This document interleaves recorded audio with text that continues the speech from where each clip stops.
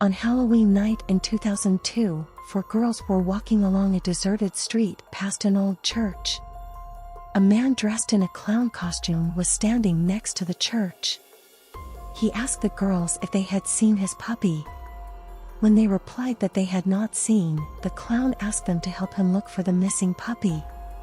The girls agreed, and a man in a clown costume led them to the old church. As soon as they entered, the man slammed the door, locking them in the old building. The girls realized that they had been deceived, but it was too late. They tried to escape, but the man was very fast and agile. The man tied up the girls and kept them in the church for several hours. He was doing his dirty deeds, and the screams of the girls echoed off the marble walls, wooden rafters, and painted ceiling. The girls thought he would let them go after all that had happened. But they were wrong. He killed them one by one and fled. People who saw the clown walking the streets didn't suspect anything because it was Halloween night and many were dressed in different costumes. If only they could imagine that his suit was red with blood. The next morning, the local priest was surprised to find that the church door was not locked. He went inside and heard a mysterious dripping sound in the dark. When he walked to the altar, he saw a pool of blood on the floor.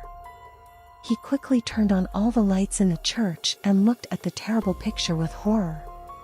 The dripping sound came from the headless bodies of the girls who were suspended from the wooden rafters. Their blood dripped from their necks and flowed onto the altar. But the worst was yet to come. The bodies of the girls were buried in a small cemetery behind the church. Just a few weeks later, their parents received 4 sealed packages in the mail. When they unwrapped the packages, they recoiled in horror. There were the severed heads of their daughters. Some people say that if you visit that old church on Halloween night, you will see the ghosts of 4 murdered girls near the altar. According to legend, you can hear their screams in the dark. The person who committed this terrible crime has never been found. So if someone comes up to you and asks you to help him find a puppy, remember this story. The second story. One evening before dinner, my friend Isabella called me. She cried when she told me that she and her husband Enrique were getting divorced. Earlier that day, he had left the house, and Isabella was distraught. I called my husband, who was on a business trip to Chicago, and he agreed that I should stay with Isabella for a few days to help her during this difficult time.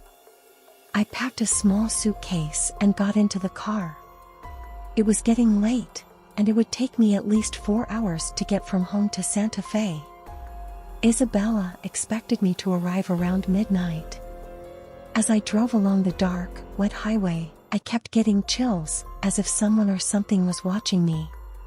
I kept looking in the rearview mirror and looking at the back seat.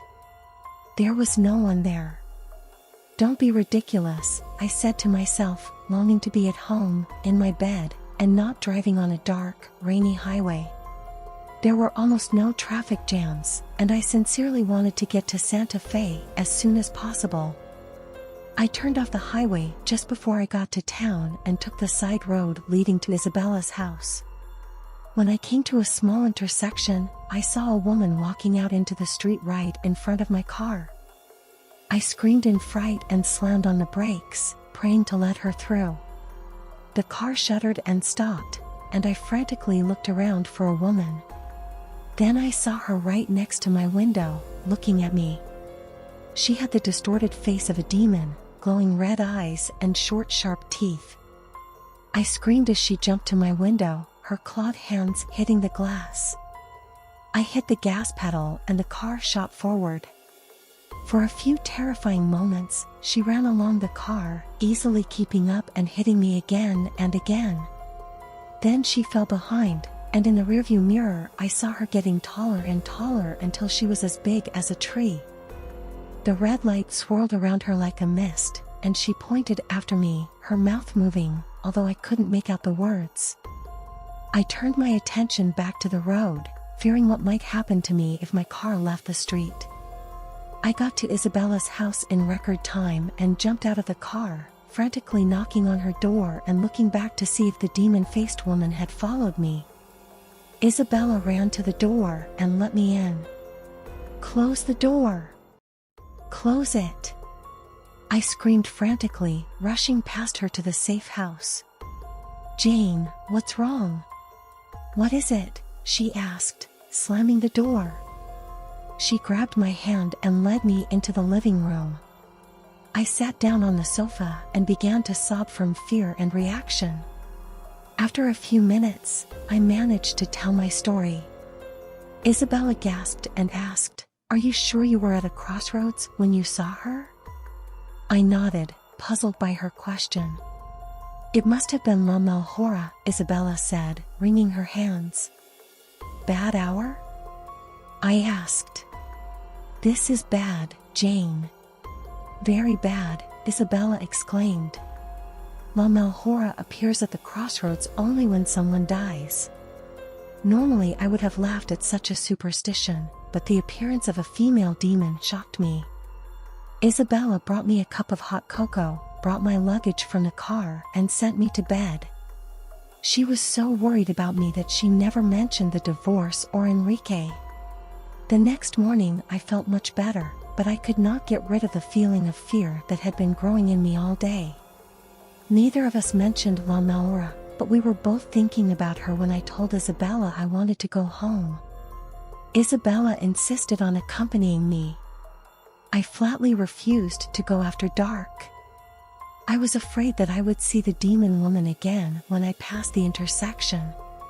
We left the next morning and hadn't been home for 20 minutes when a police car pulled up to my house. I knew immediately what it meant, and so did Isabella. The officers spoke to me very gently, but nothing could soften this news. My husband was robbed last night when he was returning to the hotel after dinner. His body was not found until this morning.